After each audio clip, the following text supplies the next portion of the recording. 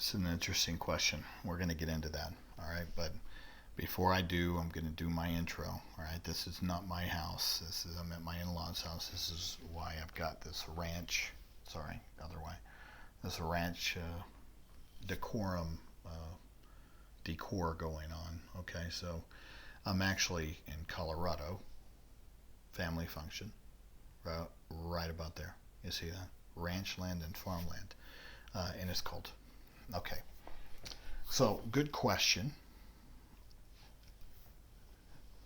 Paraeducator asking for qualifications, and the district's denied, and they've denied. But then you said that your husband was the high school basketball coach, and one of his players who was greatly struggling with academics is now your son's para. All right. So you already have your answer. All right. You may not like, and you already also quoted in there that the requirements to become a paraprofessional are not that rigorous. Okay. Now this is, and we still are working off of IDEA 2004. All right. They've not updated it, which means that IDEA 2004 is still tied to No Child Left Behind, even though No Child Left Behind has been replaced by Every Student Succeeds Act. And Every Student Succeeds Act changed some verbiage. Well, the verbiage from No Child Left Behind with regards to highly qualified teachers and all this other crap and mumbo jumbo, which didn't mean anything, quite frankly, is still in IDEA because we're going off the 2004 version because Congress has not updated it, and not updated it to fall in line with ESSA, which, by the way, is just a jumbled up repackaging of No Child Left Behind, and just a focus in different areas. It's nonsense as well. Okay, but this is one thing that you need to keep in mind. I don't have a lot of respect anymore for degrees. I don't. I've got one. All right. I know a lot of people got one. Doesn't necessarily mean that they're competent. Doesn't mean that they're smart. It means that they were able to apply themselves and make it to the end and be handed a piece of paper. And so that also means that there are a lot of people that I know that don't have degrees that are extremely intelligent, that because of circumstances in their lives or a disinterest, just don't have degrees. They didn't go that route. They didn't have the resources. Maybe life happened and, they had children young.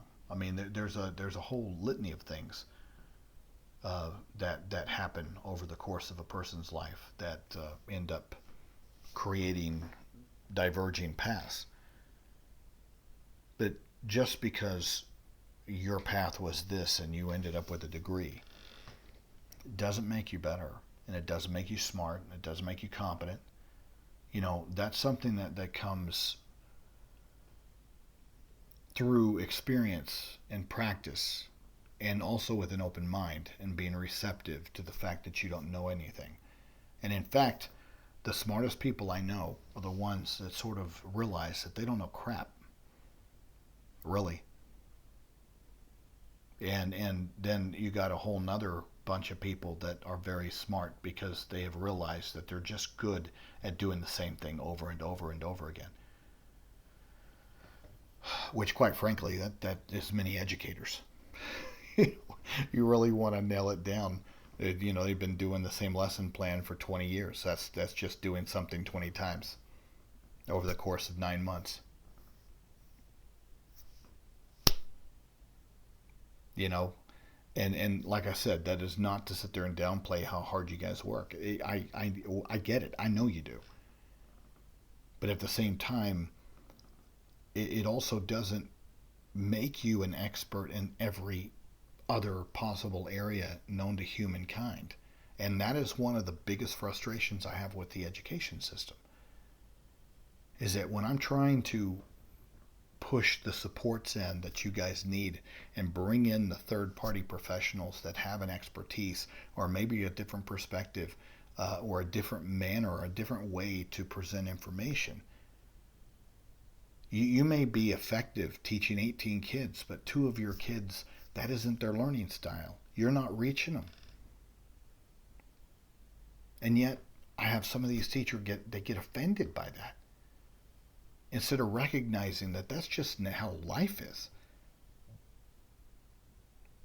I mean, I've got parents that they can reach this kid, but they can't reach these over here.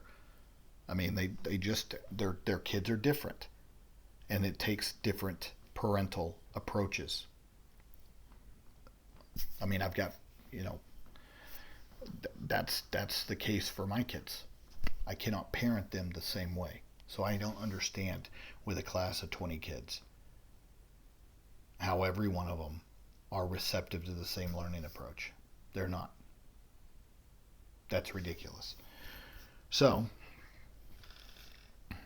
with regards to the para and the para qualifications, I almost like paras and new teachers that if they're receptive, if they are interested, if they're humble, if they want to learn the different approach, if they're receptive to the training that we're trying to push in to support them, I'll take anybody off the street if they have that kind of heart and that openness to learn.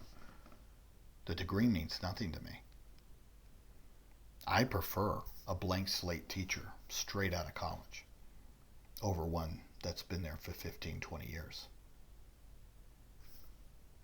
And guys, that is not to sit there and be negative in any regard to seasoned teachers. But seasoned teachers tend to be stuck in the way that they do things. But if I have a child that is disruptive, a behavioral problem inside that teacher's class, and if I have a child that let's say is a differentiated learner, and you know this lesson plan that's been presented 20 different times just isn't working for them, then you see, if I have a teacher that's fresh and new, then now they're impressionable. They're prone to want to learn something different. So therefore, my pushing in third-party professionals or a different way to present information is falls upon more receptive ears, and I have a much better track record. Not saying that I don't have a good track record with more seasoned teachers. I do, and quite frankly, if they were a little bit more receptive, they get it quicker. But why wouldn't you want to sit there and that's why I don't like, I'm going to get myself, because that's why I don't like union restrictions with regards to pay. I think that's one of the biggest impediments to you guys as educators, is to have this uniform pay scale that's arbitrary. It's based upon one fact, and that's breathing oxygen longer than the other teacher. And that isn't the status. Is that really what you want to be known for or held for, instead of your excellence and you know what you're bringing to the table? Because I have no problem compensating or pushing or advocating for compensating teachers per that value and per that standard. Because at the same time, it enables us to weed out the bad apples, and the ones that are damaging our kids, or the ones that are incompetent. Because like I said, it just doesn't take much to sit through a college class long enough to, you know, get a C or a D and then walk and get a degree. That's not any kind of litmus test of your capability as a teacher. So that's just ridiculous to you know, make that assumption. Long story short, you know, asking for the credentials isn't where you need to be spending your time. Where you need to be spending your time is asking for the right third-party professionals to come in to where your school district is contracting with the right people in whatever area that your son needs help. So if that's a behavior analyst, if that's a psychologist, whatever areas, this person, if they're receptive to the training, can be trained to a competency level in any of these areas where your child needs that support. So the degree means nothing, and getting the credentials aren't going to help you. And just because the kid was a struggling learner, well, maybe that's a benefit, because maybe that kid knows what it's like.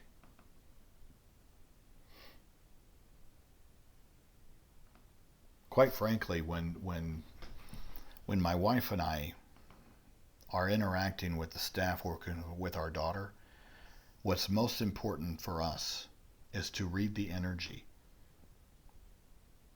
What is their demeanor? Do they have a loving demeanor?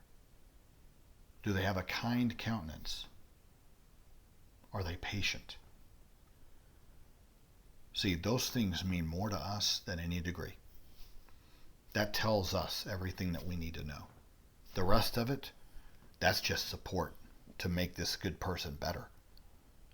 Not the piece of paper. Piece of paper does nothing. Is this person receptive?